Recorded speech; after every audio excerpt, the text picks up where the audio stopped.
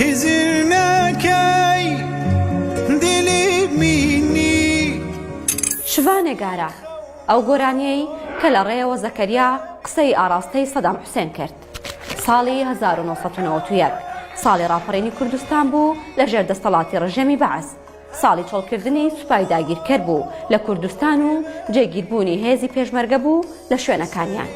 هەر لەو ساڵە پێشمەرگەیەکی شاعیر ئەدیب چەلکی لە بارەگایەکی پێشمەرگە دەبێت لە نزیک سۆلاف.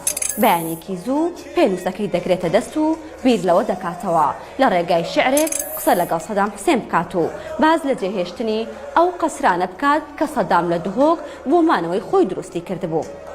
لەو کاتە پێشمەرگەیەک سەربوردەی ئەوەی بۆ دەگێڕێتەوە کە کاتێک دار و دەستەکەی سەدام لە چیای گارە قەسری سەدام دروست دەکەن، شوانێکی ئەو چیایە پێیان دەڵێت ئێوە هەر قەسرێک دروست دەکەن بیکەن، بەخوا لە کۆتاییە دەیکەمە جێگای حەوانەوەی مەڕەکانم.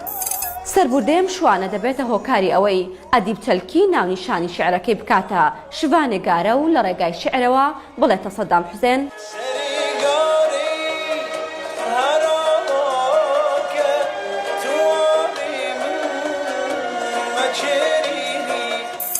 دوای ساڵانێک لە نووسینی ئەم شعرە هۆزانبان ئەدیب لە ڕێی تەحسین تەهاوە دەیەوێت بڵاوی بکاتەوە.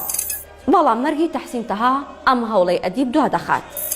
تاو کاتێ ڕۆژێک هونەرمەند زەکەریا عەبدوڵڵا داوا لە ئەدیب چەلکی دەکات کە شعرێکی نەتەوەیی کرمانجی پێبدات تاوەکو لەگەڵ پارچە شعرێکی سۆرانی کە هی ئیسماعیل خوڕماڵیە تێکەڵی بکات و دەیەوێت ئەو شعرانە بکات بە گۆرانی لە ژێر ناونیشانی کوردستان بڵاوی بکاتەوە.